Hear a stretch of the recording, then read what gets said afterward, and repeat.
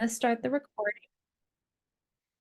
So everyone, thank you for being here. I know it's the end of the semester. Folks might have just finished submitting grades or getting ready to and all of that. So I realize that all of us are tired. Let's put it that way. But I really appreciate you being here. I'm really, really thrilled to have Dr. Brett Nachman with us. For those of you who may be unfamiliar with his work, he is currently an assistant professor at the University of Arkansas.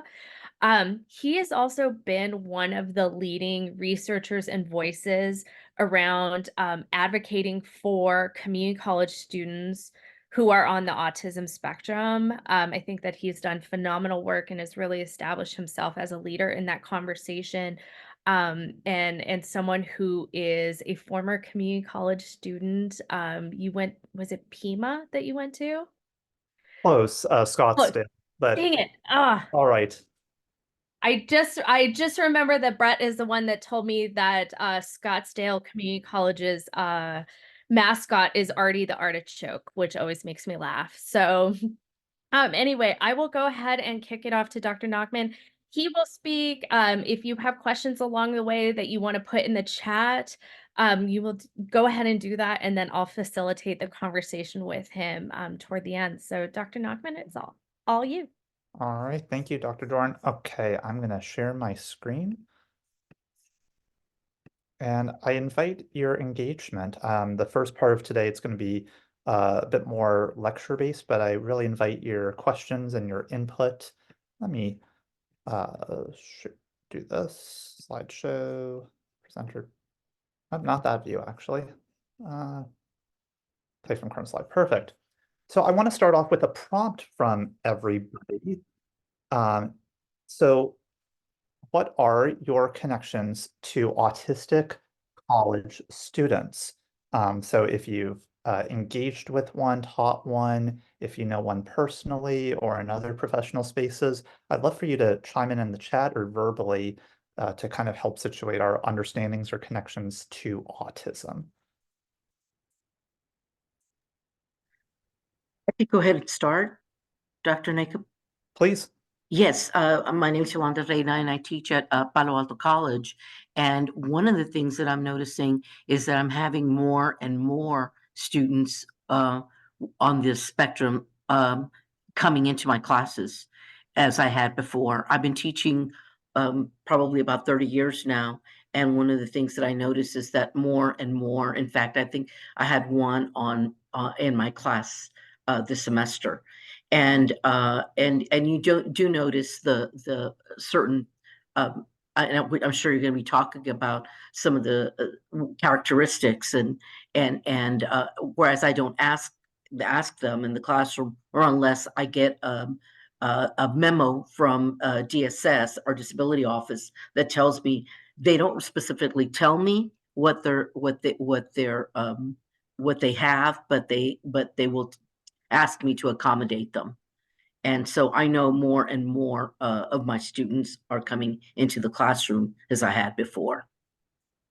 Wonderful. Thanks for sharing that, Yolanda.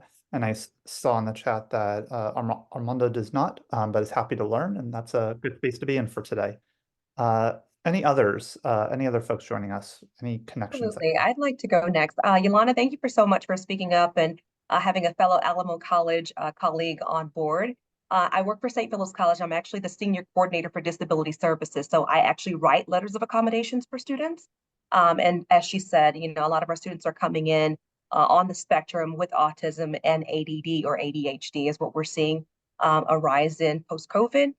So I'm here to learn more about how I can better serve these students in my role and my capacity as the Senior Coordinator for Disability Services. Appreciate that, Nicola. Absolutely. Anybody else?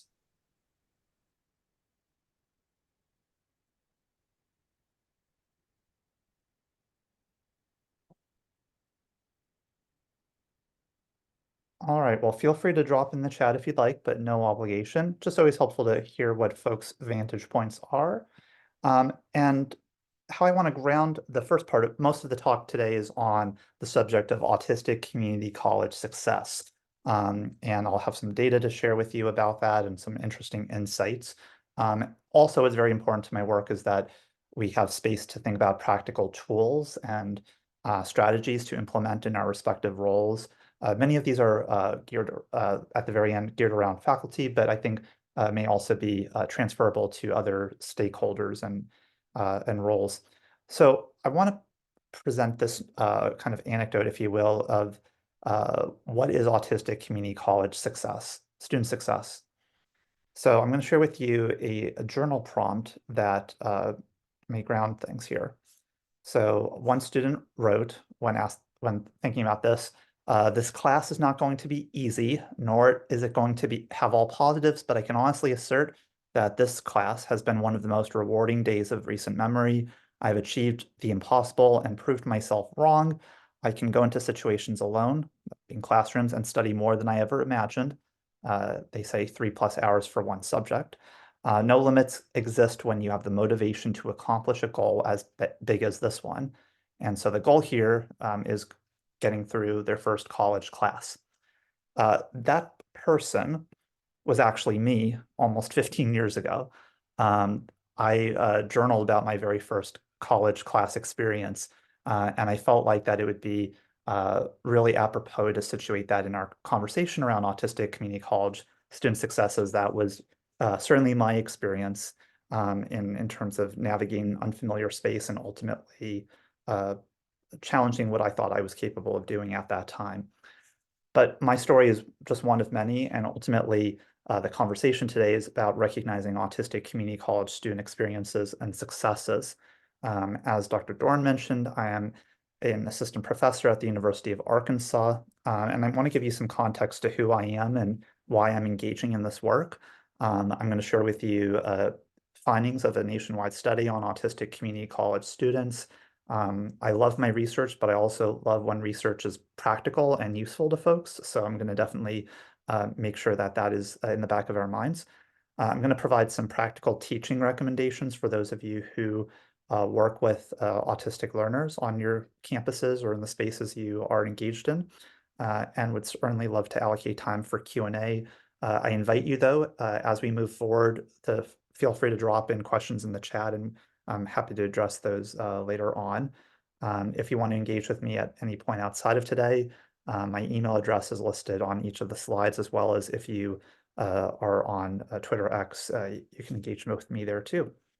So who am I? I ask myself that often, and I think there's often a lot of iteration to this, as many of us probably think about as we progress in our lives and our careers. Are nicely illustrated that much of my work and interests relate to autism in community colleges.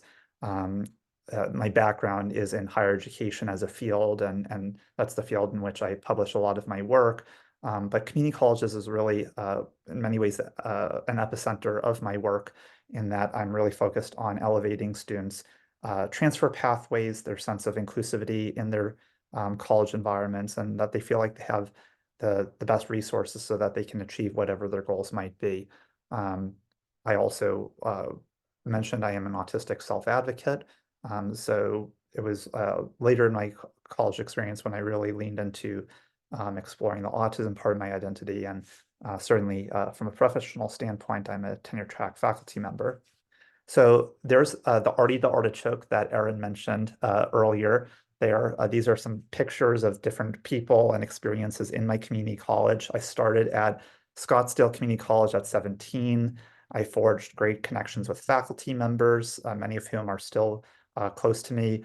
I took on leadership roles, often without much preparation, and I was going down the pathway of becoming a journalist because I loved sharing and learning about human stories, and how folks overcome certain challenges in their educational pathways to pursue their goals. And the autism part of my identity, I actually kept very private until I was named our student commencement speaker. And that's a picture of me at commencement 12 years ago, when I shared with folks who had seen me very visibly on campus as a student leader, in which I talked about the challenges that I had faced by virtue as a person with autism, but also a lot of the strengths and unique experiences that I had navigated.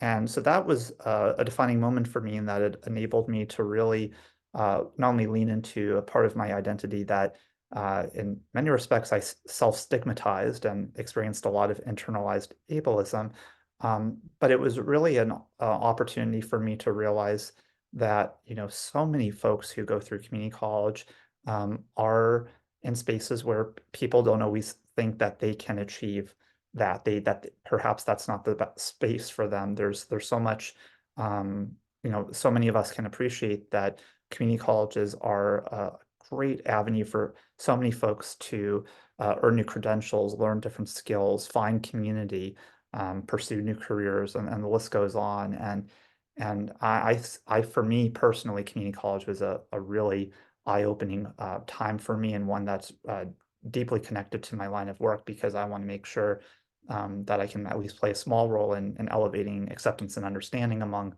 particularly our minoritized community college learners. So community college was great, and I transferred to Arizona State University, where I continued to serve as a student leader in a variety of roles, including facing new challenges. I transferred to our journalism, the Walter Cronkite School of Journalism, and I realized that even though I was doing just fine, it really wasn't where my heart was at. What I most enjoyed about my journalism days was covering education stories and learning about people. And I realized I could translate that in tandem with my love for various things in academia, like being a writing tutor and teaching. I learned about higher education as a field of study, and I'm like, wow, people actually do this and study this field for a living, and learning about college students' experiences. And I'm like, I'm in. So consequently, I shifted course completely. I pursued graduate school at the University of Wisconsin-Madison, and my doctorate is in education, leadership, and policy analysis. It was at this time when I started to fold my autism identity into my scholarship, when I developed new collaborations, and I ultimately carved down a path that felt uniquely me. There wasn't necessarily a guidebook of what to follow, but rather me charting my own course and leaning into what was meaningful. And one of those spaces was joining the leadership team of, at the time, a nascent organization called the College Autism Network, for which I'm still involved 7 years later. And this is a nonprofit organization where we focus on advocacy, research, and training. I lead monthly research webinars related to autism in higher education, where we bring in scholars from all over the world, practitioners, self-advocates, a wide variety of folks, where we create discussion, where we have discussion and meaningful reflections about the work that we do to make college more welcoming and supportive of our autistic learners.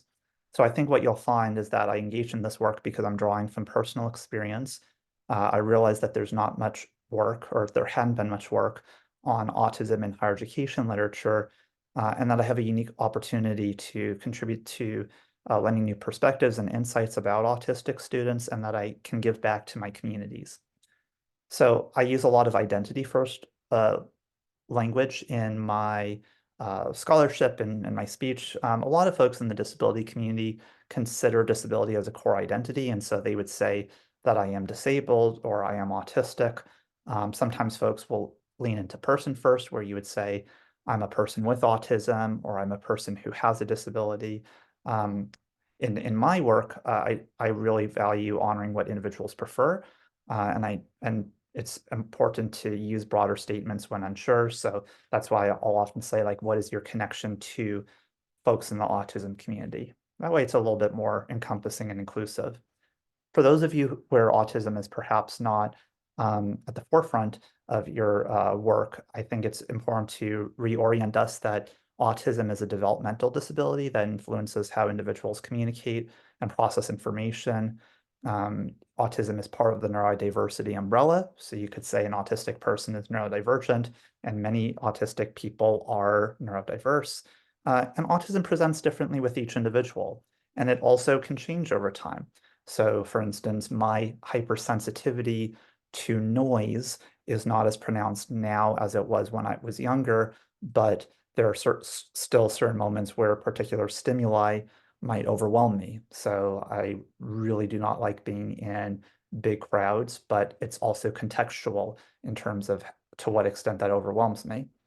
By the same token, there are unique strengths with autism and manifestations, so my attention to detail can be really useful when I'm reading over a paper and noticing issues with spelling or punctuation or the flow of the writing, etc.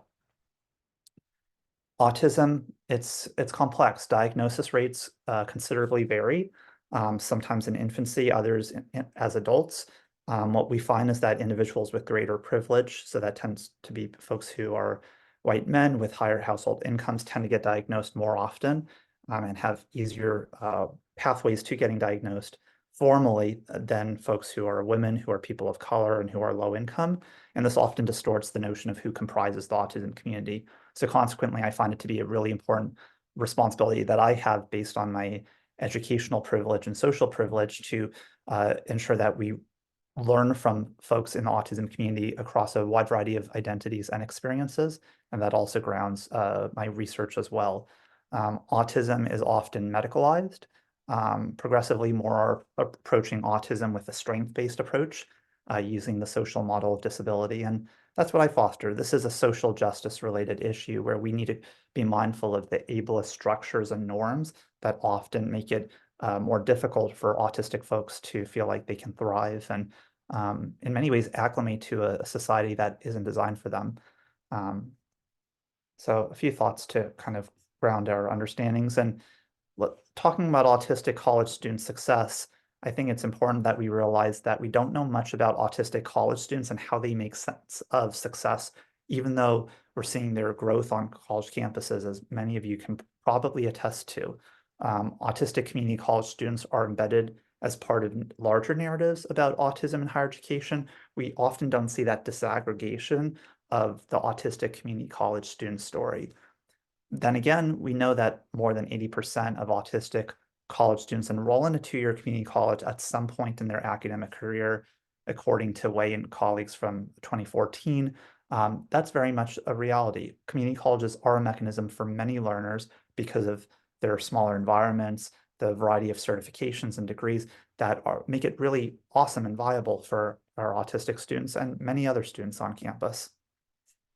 So the research question guiding my study and my work right now, and hopefully you all will find this interesting and relevant, is that I'm wondering, well, my colleagues and I are wondering, well, how do autistic community college students make sense of what constitutes, contributes to, and could potentially further support their success? So to build on this, we were thinking, this is the very academic side of me where we have to use theoretical frameworks, but I think it's important to think about how different frameworks and theories and models are really relevant to how we design our studies and how we interpret data. So this is actually, ironically, my doctoral advisor's theory called the model of momentum for community college success. And here we're thinking about momentum in a few different ways. So curricular momentum is where it's well scaffolded, where you're aligning course expectations that bolster student continuity. So where, again, students feel like they can persist and move forward effectively in college by virtue of how their curriculum is framed. As many of you who are educators can realize, that makes all the difference. On the teaching and learning front, we're thinking about strategies that foster students learning cognitively and non-cognitively, and that has a variety of components. And then there's that motivational momentum, right? So those aspirational pieces based on your goals and exposure to new possibilities. But there's also counter momentum, the things that kind of push against you being able to move forward, and then carryover momentum, right? So if you're if you grew up in a very supportive family who may provide folks with directions to resources, if you have guidance from high school advisors, among others, those also play a role in terms of how you move forward. So I think this is a really interesting and important lens in terms of success, but this is only one part of success. This is a very academic centered lens. And so that's what really, with that mindset, my colleagues and I developed a model or framework called iPace, which we feel has applicability to not only autistic learners, but all of our learners on college campuses. So that stands for identity, psychology, academics, community, and employment. These 5 pieces or domains really influence how a student may not only navigate college, but also conceptualize their success. So thinking about the characteristics associated with their identity, whether it be avoiding burnout or being able to find other folks on campus who share similar experiences. Psychology, we're thinking about mental health. There's a lot of co-occurrence with autism and depression and anxiety. Academics, people thriving based on the fields of study that interests them. Community, finding that club, that student organization, a friend on campus, even a faculty member, folks at home who provide that sense of support and can help them feel successful. And then employment, we know that there's a lot of underemployment and unemployment in the disability community writ large, and particularly in autistic spaces. So consequently, this is kind of our window, if you will, of like all the different elements that we're looking at when we're thinking about autistic community college student success. So here's the method stuff. I'll go through this pretty quickly. Essentially what my colleagues and I did, so this data stems from a couple of years ago, and we're continuing to gather new data each year by virtue of a grant that we got, many grants. And what we're asking here is, what is important to you in terms of your definition of success? Among other questions, what contributes to your success? What could better support your success moving forward? So we had these Likert scale survey items. We asked students to share their demographic information and also to address responses to several open-ended questions. And then for this particular inquiry that I'm going to be telling you about today, we are focused on the open-ended questions. So we're going to talk about the qualitative information that our participants shared with us.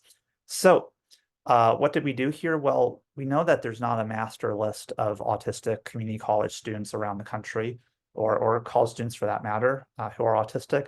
So what we did is we reached out to folks across a variety of different spaces. So folks working in disability services offices, folks who run autism-specific college support programs, social media, advertising this, engaging with our networks, disability and higher education listservs. So what this multi-pronged approach accomplished was that we made sure that we were very present and out there so that folks who were in the autism community could find us, could engage with the survey, and ultimately lend their insights.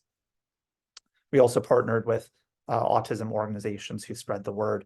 So our larger study this was wave 1 of data from the fall 2022.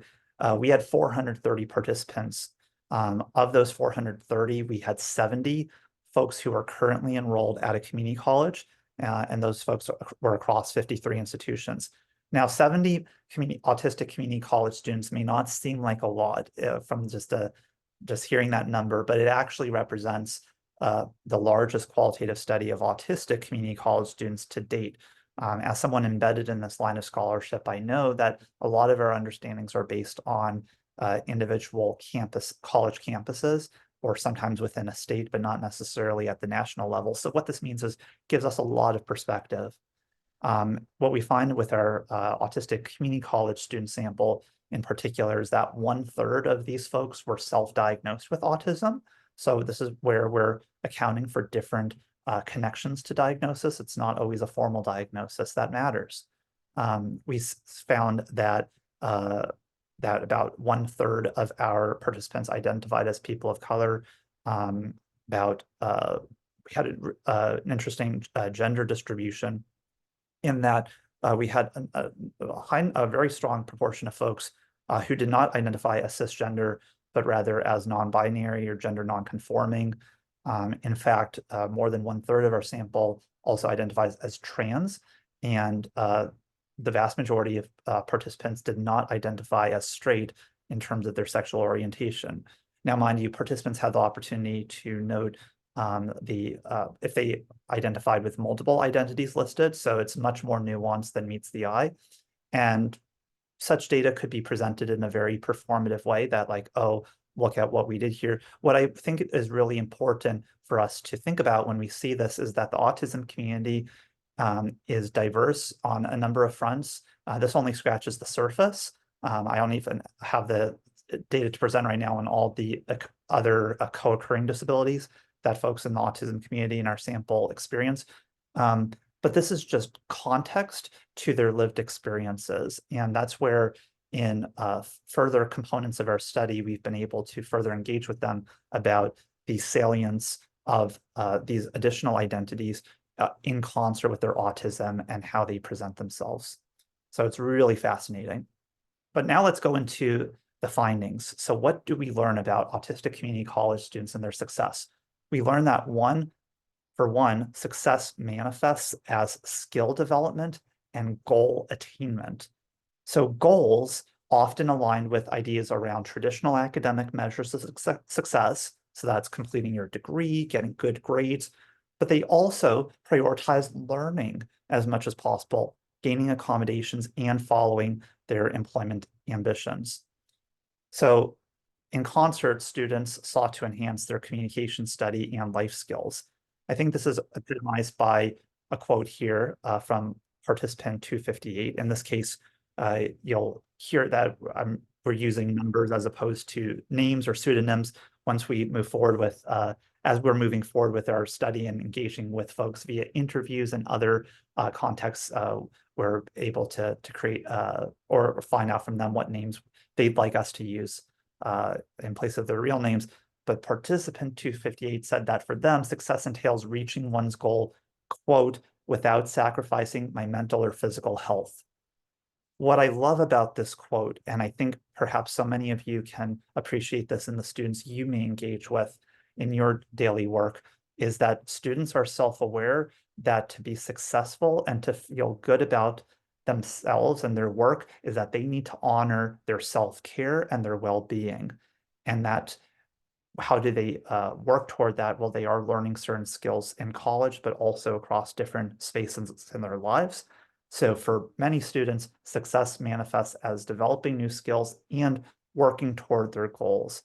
This is not necessarily a concept that's unique to autistic college students, but it is one that is more nuanced when we're thinking about the presence of that part of their identity, particularly in when they're seeing, maybe the workforce it's often very unbecoming to folks in the autism community. So that's where it's finding the right career pathways that are reflective of their interests and that are going to be supportive. So that's one finding I'd like to share. Another is that success is linked to those one-on-one relationships. At our community colleges, we recognize that there's a lot of value in the size, and some colleges, of course, are bigger than others. But one thing that many community colleges hold in common is that that small faculty to student ratio. It affords building greater connections, and it also may mean that there's opportunities to engage with folks who have similar interests. Students most valued having helpful and communicative faculty who supported their unique needs.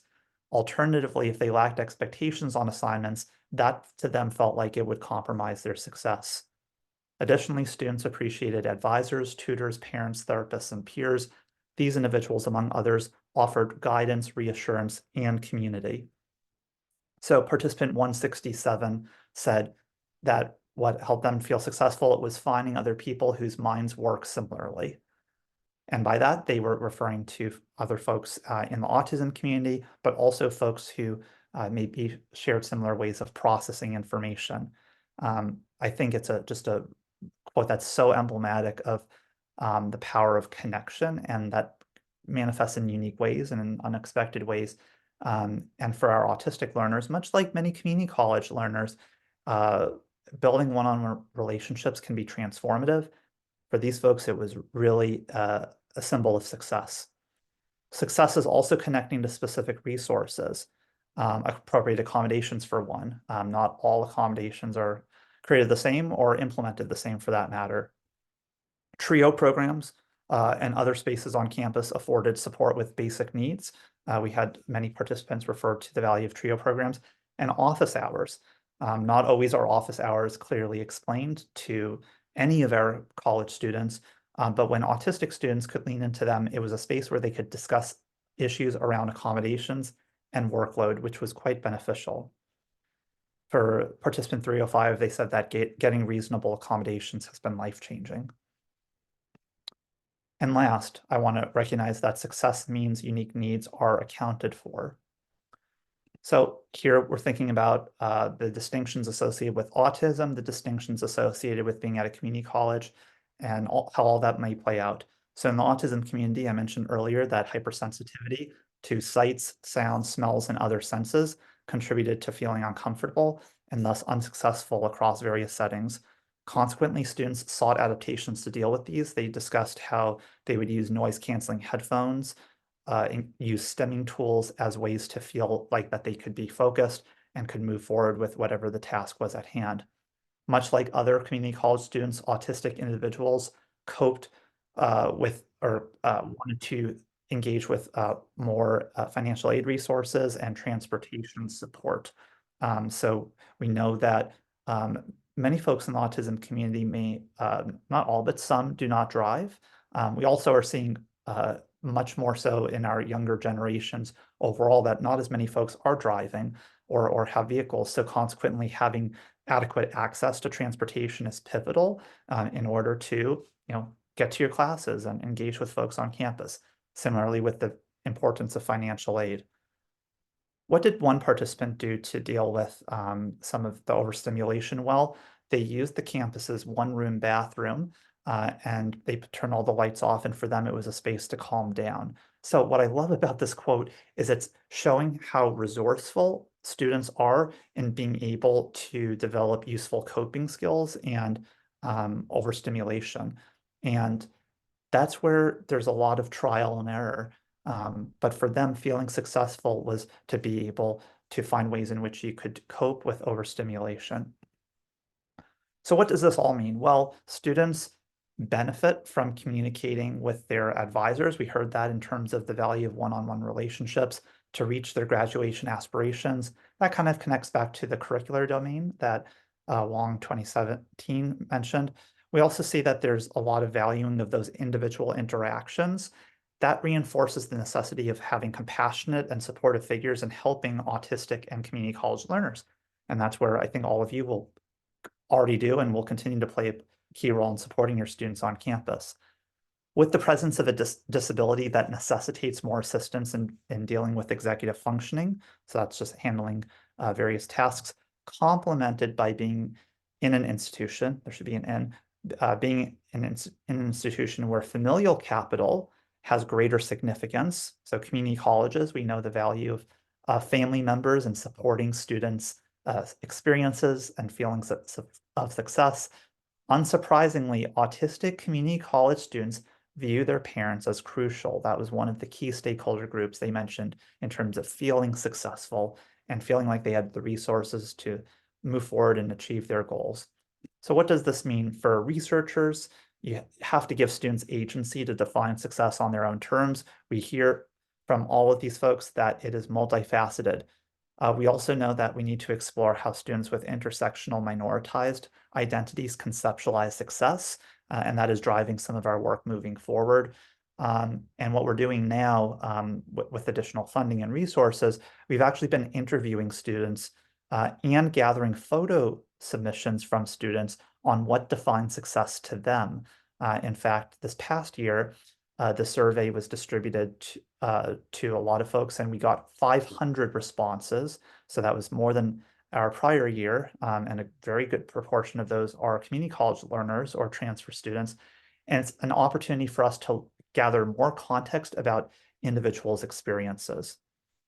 So for those of you who are practitioners, faculty members, we clearly realize the value of providing students with clear communication about assignment expectations, because that can elevate their confidence on the academic side. We heard that consistently. Having the opportunity to know exactly what I need to do, or at the very least, greater direction with assignments, that can make me feel more confident. For folks who work in campus life, there's a lot of value in autism spaces on campus. So those sometimes are support programs or student organizations, sometimes they're informal groups, because that can support their success associated with life skills and bonding with others. And as we learned from some of our students who discussed food, if you work in dining halls on campus, or run the dining facilities, providing more customizable options and buffets, and even just menu offerings alleviates students' hypersensitivities to textures and taste, where again they have more agency in creating and customizing their meals. That's really valuable. So I want to close my remarks and then turn it over to questions, but I want to leave you all with some practical tips that might help you in working with and supporting autistic learners in college classrooms. I think one thing that's just beneficial for everybody, so I think this is just very transferable.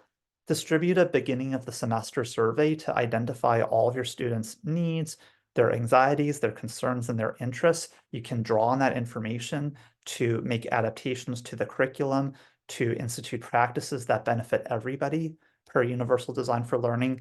And it gives you a more nuanced understanding on what your students are dealing with inside and outside of the classroom. I've done this for years with my, I now exclusively teach at the graduate level. I do this with all my students, and it allows me to learn more about them, and it can be in an anonymized way, so people don't feel like they're being singled out. So you just draw on that collective information unless people volunteer. I think it's also helpful that you share priorities associated with each assignment. This is per the notion of giving context to, directions for assignments, share how it will support their learning, why does it matter, what can they concretely do, how much time should it take, and in what ways can they demonstrate their passions. It allows folks to feel there's a sense of relevance and connectedness to the assignment at hand. I think there's also a lot of value in co-creating course guidelines to demonstrate shared expectations. So again, it's where you're involving your students, and particularly with your autistic students, so that they feel like that, they're taking charge of their learning. And so what do? I tell students from the onset, assume best intentions, be open-minded, ask questions, but then I hear from them. What are their expectations of me? What are their expectations of one another? In what ways that can they hold each other accountable? This actually is really good with our autistic students, who many of whom are very rule-based in nature and like having things very concretely listed. But what it does is it creates a community of shared understanding and expectations, and then you can revisit that moving forward. If you have group projects in your classes, it can be useful to develop groups based on students' shared interests. If you already know that, if you don't know that, then try to pull them. You can create enrichment clusters, so you pair students with experts in the field. So again, building those connections with other folks in the community. And if you don't know students' interests, well, then develop an activity for them to find parallels across their interests to serve their projects. Provide more opportunities for students to drive the curriculum. Here are a few examples in which students, particularly if they have hyper interests, as I call them, or were strong areas of interest, they can help drive the content and the discussion. So you might tell a student, okay, find an article related to course content to share with the class on the discussion board. And then someone who loves entomology, let's imagine you're teaching a biology class, and then they're posting an article that is about something that really relates to their interests and may actually be useful to others.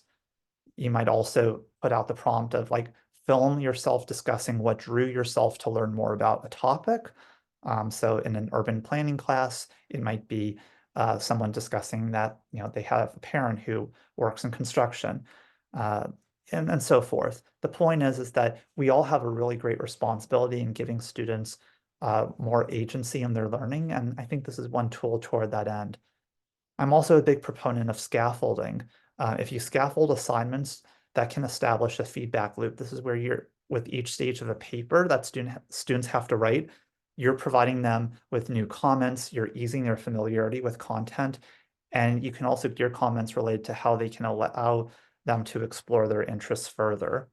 These are things that I apply with my doctoral students, master's students, but are also useful with our community college students so that they can see that they can measure their growth over a semester. Not all classes, of course, involve papers, but when you do, or even other assignments, providing those multiple steps allows for opportunities for reflection and refinement.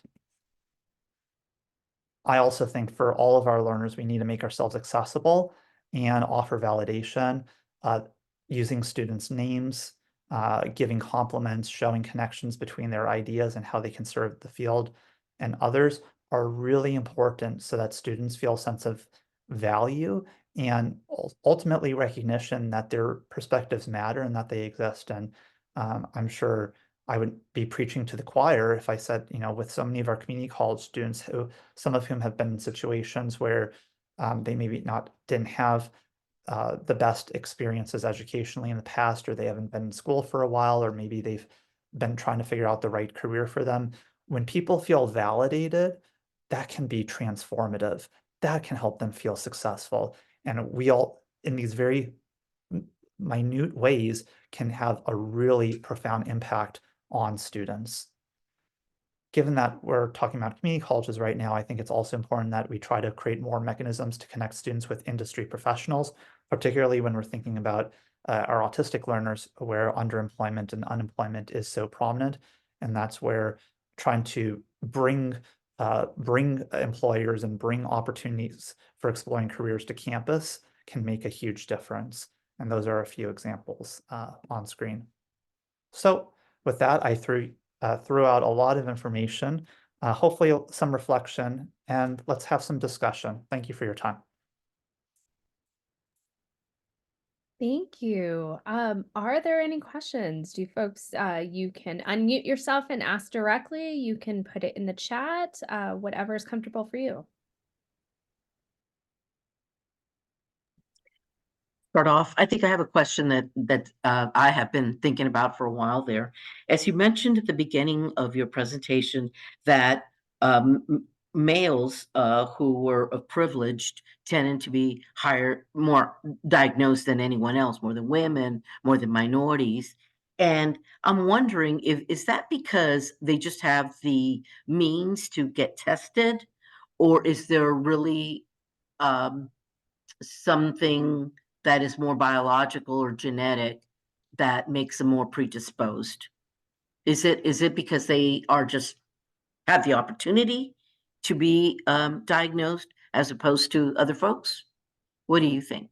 Those are great questions. And obviously, I preface this as someone whose background is not in medicine, but it is in someone who recognizes the role of the social environments and where one is kind of enveloped in that can influence your pathways for diagnosis. And so for many folks, it is by virtue of finances. It is expensive to get formally diagnosed, as folks who work in disability services and other spaces may recognize. It's also a reflection of what you see socially in the media, right? Depictions of autism increasingly are more diverse from a gender and racial standpoint, but tend to have privileged folks who identify as white men.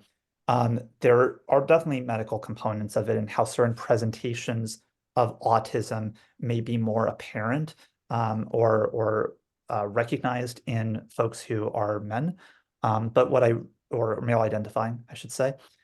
What I want to really emphasize, though, is that norms are changing and the autism community is much richer and more diverse now by virtue of a few different factors. I think increased visibility of autism is making it so that it's no longer as stigmatized as it had been when I was diagnosed 24 years ago.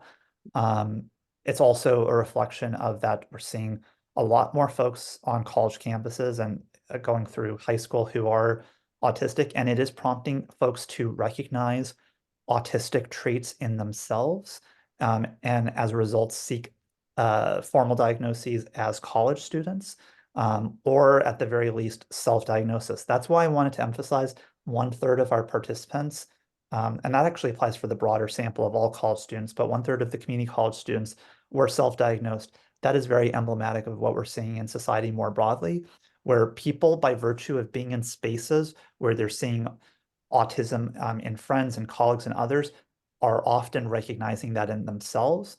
And there are some scholars and some folks in society who dismiss that, saying that self-diagnosis is not the same thing. What I would contend is that why would someone associate themselves with a label where there's often a lot of stigmatization for the sake of having that? For many, it's a game changer when someone realizes that these different presentations, whether they're considered socially favorable or socially unfavorable, or sometimes a mix, that it connects back to autism.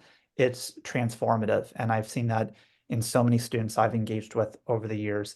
So to your point, I think there's a multitude of factors that contribute to the distinctions in when and how and who gets diagnosed.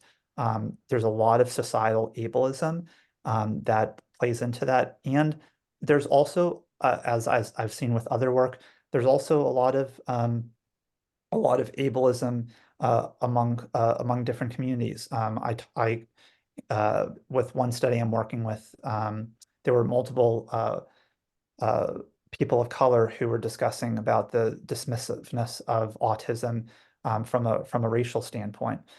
There's so many complexities to this, and I try to be very mindful in not making blanket statements, but what I really want to urge is that autism is very multifaceted, and our understandings of diagnosis are getting even muddier as it's becoming much more of a conversation point, and also as more folks are entering college and ultimately making sense of autism during a very developmental period of their lives, which for many college students is in that kind of 18 to 24 range. But we also know as community college students, many are much older than that. So it's absolutely fascinating. And as a social scientist, I really enjoy reconceptualizing that with more experience. But that's where again, and other parts of our study, which are much deeper than this, really disentangle the individual student's experience. So, Yolanda, I know that's perhaps a much fuller answer and maybe not as direct, but it is terribly complex, and there's so many different problematic aspects of society that contribute to why folks are not getting diagnosed or have the means to. And I'm sure our colleagues here who work in disability services and other spaces can provide further perspective to that. Thank you, Brett. That was very helpful. Thank you. I think one of the points that you make, Brett, that is so compelling and like so I think so important for anyone who works with college students to remember is that there are going to be students who end up in Nicola's office because they have a formal diagnosis, they have that formal paperwork that they can bring to formalize accommodations, to claim the accommodations that they're entitled to, and that we are absolutely beholden to provide. But for students who may recognize certain behaviors in themselves, having a close friend of mine so I turned 40 this year, who is my age, who's trying to go and be diagnosed as an adult. The process of getting diagnosed as an adult is burdensome at best. It takes a lot of time. From my purview in what she has told me, what she's disclosed to me, it requires a lot of lengthy family histories of and I think it actually depends upon like having relatives who are still living, who can attest to some of the behaviors that you maybe showed in your childhood and just things like that. And so, I think it says a lot about um a student's sort of sense of self-efficacy and advocacy to be able to vocalize that. And then, I think a lot of the recommendations that you make, those are just best practices for students writ large. This is not about actually specifically accommodating a very specific group of students. These are, in a lot of ways, just like universal design is just good teaching practice. And to that point, Aaron, I just want to throw in, I think that's what's been really a reflective point for those of us working on the study is that, even the findings, they're more nuanced at times because of the community we're focusing on, but applicable to everyone. So I just wanted to highlight that too, that there's intricacies associated with autism, but ultimately these are universal and transferable points. Yeah. Nicola, did you want to say anything? I saw you unmuted for a sec. I did. I just wanted to commend you for your remarks. For first off, but I also have a question for Brett as well.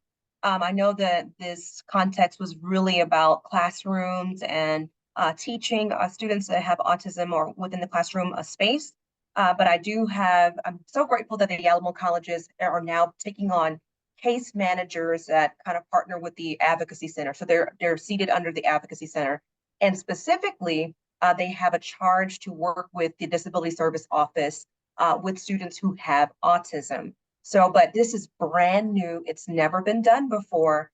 And I was trying to get, of course, your ideology behind how can we best partner with case manager under advocacy in regards to accommodations for students within the classroom at a community college. Mind you, St. Philip's College is an HSI and an HBCU, so our population are minority students.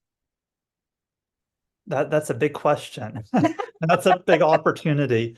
I probably can't provide the most nuanced answer or ideas, but maybe this is more of the kind of for the notion of thinking of transferable points, having shared expectations and having the same, what are folks' different entry points and what are the intentions? I think I know that's perhaps trite to say, but I think that can go a long way in terms of figuring out how do we work effectively, collaboratively. So I can't say my line of work is directly in that space, but I do think that's similarly the notion of just shared expectations is what drives a lot of the other work that I engage in and what I see in the communities that I'm engaging with, that's where the challenges arise from, just not being on the same page and not Right. having the space to effectively establish those standards. Mhm. Okay.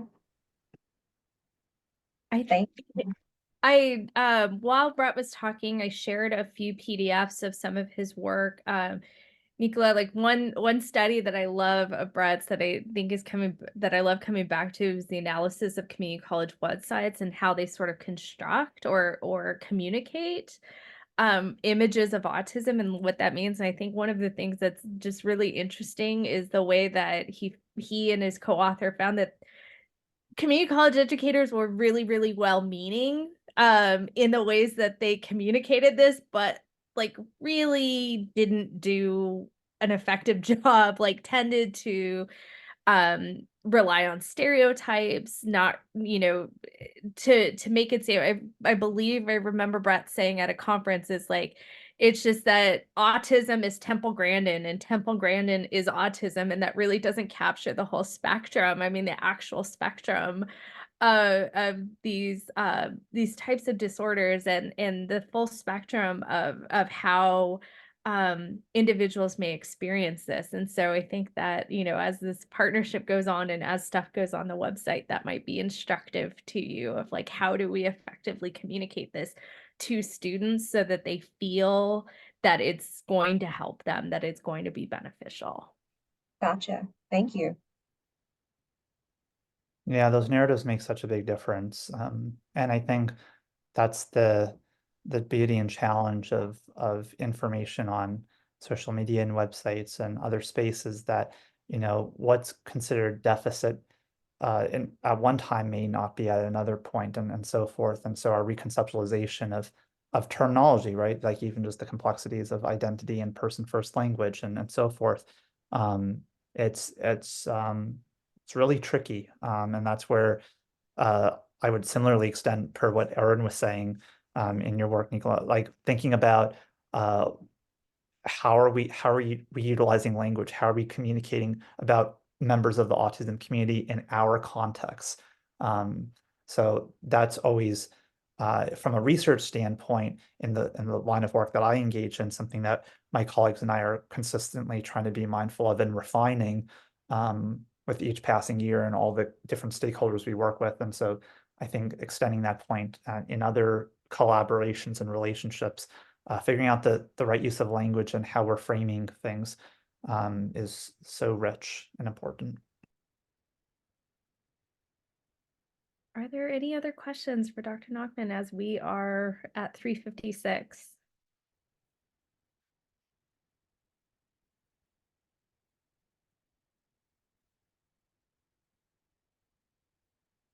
Okay, well, I want to thank everyone for their attendance, for great questions. My biggest thanks to Dr. Nachman for being able to present to us, and I think this is some content and some inclusion of students who we serve on these campuses who we haven't had content within the webinars like dedicated to. So I'm just really grateful that you said yes, Brett, and thank you for that. And so I hope everyone has a great day, a great rest of the week, and more importantly, yay summer. I hope that folks get the opportunity to decompress and to rest in all the ways that are possible to rest. So thank you all and have a great one.